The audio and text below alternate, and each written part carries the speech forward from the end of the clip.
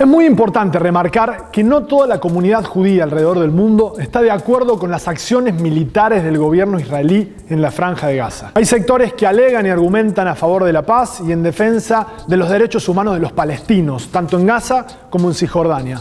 Es la posición que tiene en nuestra ciudad, entre otras, la Asociación Cultural Israelita de Córdoba.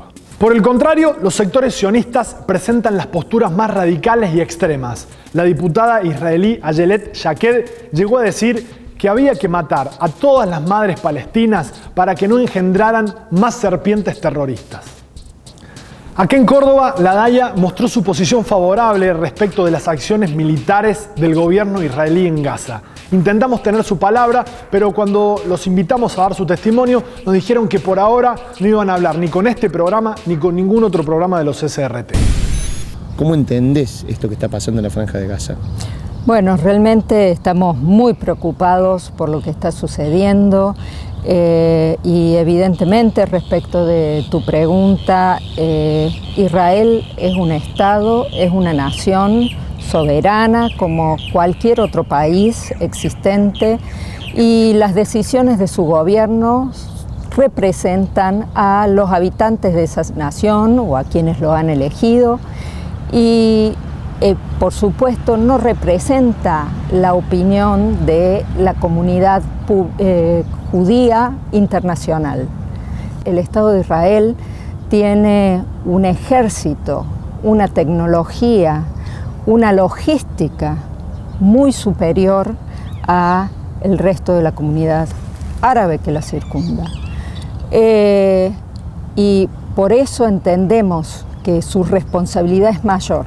La cantidad de muertos existente en este momento, en estos días, evidencia que el poder es diferente y el atentado ante la comunidad civil, prácticamente el 80% de los muertos palestinos son civiles, un 20% de niños. Eso es terrible.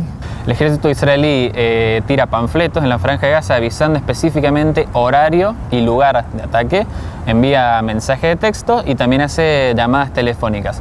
Todo porque, no porque Israel quiera atacar civiles, al contrario, lo está protegiendo, sino porque jamás comete la violación a la ley internacional de mezclarse entre civiles y de disparar desde infraestructuras civiles. Esto, de acuerdo a la ley internacional, un lugar civil desde donde se disparan cohetes hacia el otro bando, lo convierte en un blanco legítimo de ataque desde el punto de vista militar. O sea que Israel está justificado en atacar la infraestructura que ataca. ¿Cómo se podría catalogar la ofensiva que está haciendo el Estado de Israel a Gaza? Algunos hablan de terrorismo de Estado, otros hablan de genocidio. Bueno, indudablemente nosotros entendemos que estas acciones que está llevando el Estado de Israel son acciones de terrorismo de Estado. Son tomadas por un ejército bajo las órdenes de un gobierno, o sea que eso es organizado y está atacando a la población civil y está destruyendo hospitales, escuelas, distintos espacios donde está siendo la sociedad civil el foco de los ataques. Sí, en la guerra, lamentablemente, hay bajas civiles. Ahora, ¿cuál es el lado moral de esto? Es si vos deliberadamente matas civiles o si vos protegés civiles y estos civiles mueren como consecuencia de daño colateral de la guerra. Israel no mata deliberadamente civiles, Israel ataca solamente blancos terroristas. Jamás los emplea como escudos humanos y lamentablemente eso provoca que también hayan bajas civiles. La cantidad de muertos en este conflicto son palestinos y eso a nosotros nos duelen los muertos, no solamente los muertos de Israel, nos duelen los muertos de Palestina, los muertos de Israel, los muertos de Argentina, los muertos de África, los muertos de Asia, los muertos de Europa, los muertos del mundo. La operación Margen Protector es la que más sangre derramó de las 3 grandes masacres que Israel perpetró en la Franja de Gaza durante la última década. Entre 2008 y 2009, la operación Plomo Fundido dejó alrededor de 1.400 palestinos muertos, 100 por cada muerto de Israel. 4 años después, en noviembre de 2012, el nombre elegido fue Pilar Defensivo. Esa operación generó la muerte de más de 170 palestinos. Aunque las cifras varían según la fuente, todas coinciden en que el actual ataque lleva más de 1.800 palestinos muertos en un mes. Se calcula que el 75% de los muertos son civiles. Por su parte, hay alrededor de 70 muertos israelíes, 3 de ellos son civiles. La desigualdad en los números de víctimas coincide con la impresionante desigualdad en el poder militar. Nelson, ¿cómo entender lo que está pasando entre Israel y Palestina? Difícil, complejo, largo, enredado.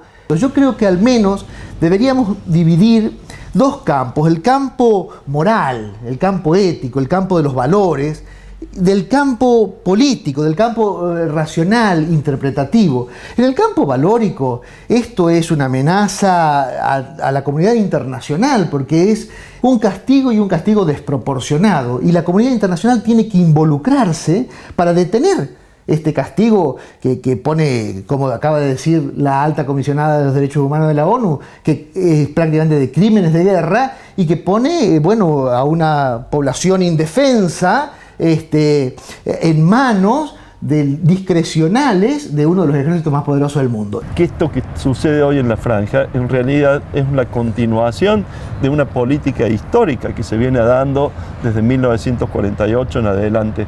Cuando se crea el Estado de Israel en 1948, se produce una masacre lamentablemente muy famosa, que es Kibbia, cuando en la aldea de Yehud un grupo de palestinos asesina a una mujer y a sus hijos. Como represalia de ese asesinato, Ariel Sharon y 101 asesinos con él entran a Kibbia, masacran a toda la población, mujeres, niños, toda la población que estaba ahí, que no tenía nada que ver con el lugar a donde había sido asesinada la familia judía, y después demuelen sobre los cadáveres sus viviendas. Y si vos haces la analogía con lo que sucede hoy, que además tiene otros antecedentes como Sabra, como Chatila, como una cantidad de masacres similares, uno no puede dejar de pensar que sistemáticamente se está llevando a cabo un proceso de depuración étnica, exterminio, ¿no? de depuración étnica, de higienización de los territorios palestinos, porque justamente en esa idea y en esa historia como se estudia en Israel y en esa geografía como se estudia en los mapas de Israel, el territorio palestino aparece en blanco. En la historia de Israel es un territorio vacío que ellos fueron a civilizar y que ellos fueron a poblar. Pablo, ¿cómo se entiende que un pueblo como el judío en general, el israelí en particular, que ha sufrido el genocidio que ha sufrido, no tenga, por lo menos quienes adscriben a esto que está pasando, a la masacre, que evidentemente no son todos los judíos, no tengan la sensibilidad y estén llevando a cabo esta masacre? Es muy difícil entenderlo porque ellos lo sufrieron en la época de la Shoah. Es decir, ellos mismos fueron un pueblo masacrado de una forma horrorosa por el exterminio nazi. Es muy difícil entenderlo, pero en realidad esto aglutina, porque Israel es un estado muy heterogéneo, formado por millones de personas que llegaron desde la diáspora, desde Argentina, desde Rusia, desde Estados Unidos, desde Europa, que sobrevivieron a la Shoah. Y esa gente, una de las políticas del Estado israelí es poder cohesionar a la población, porque es una población muy heterogénea. Entonces, una forma de cohesionar a la población es militarizarla permanentemente y tenerla permanentemente en estado de guerra. De alguna manera eso sirve al frente interno, sirve a las divisiones que existen, sirve a ahogar permanentemente a los grupos israelíes que buscan un entendimiento con los palestinos, que buscan un acercamiento hacia los palestinos, que entienden que esta política lleva directamente a la destrucción, porque acá, en definitiva, son dos presos unidos por la misma cadena. ¿Cómo se entiende lo que está haciendo Israel? Vos hablabas o retomabas algunos conceptos de Chomsky diciendo hay campos de concentración, se habla de un genocidio, se habla de un terrorismo de Estado, no sé, ¿qué ¿Qué título le pondrías a esto? El concepto fundamental es el de seguridad nacional. Israel va a defender su existencia como Estado bajo cualquier alternativa, bajo cualquier hipótesis.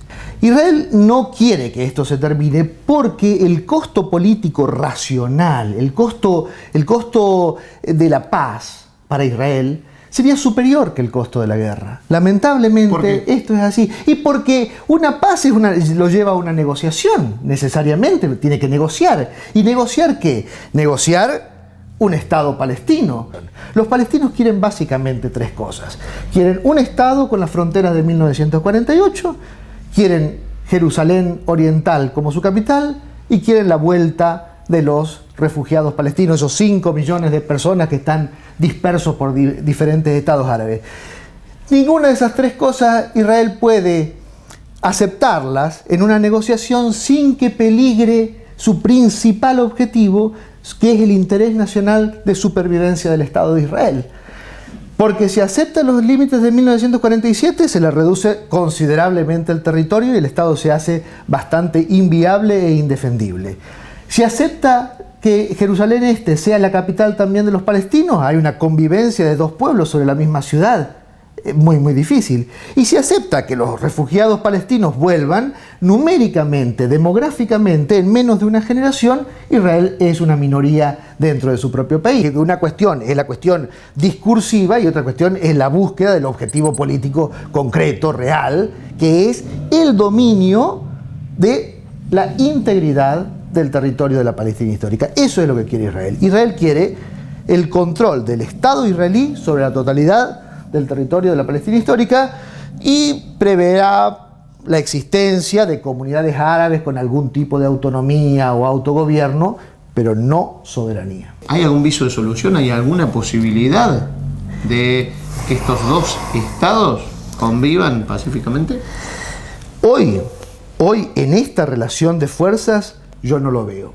Lo que hay que lograr inmediatamente es la paz y luego la negociación política. Y para lograr la paz, la única posibilidad, insisto, es el involucramiento efectivo de la comunidad internacional.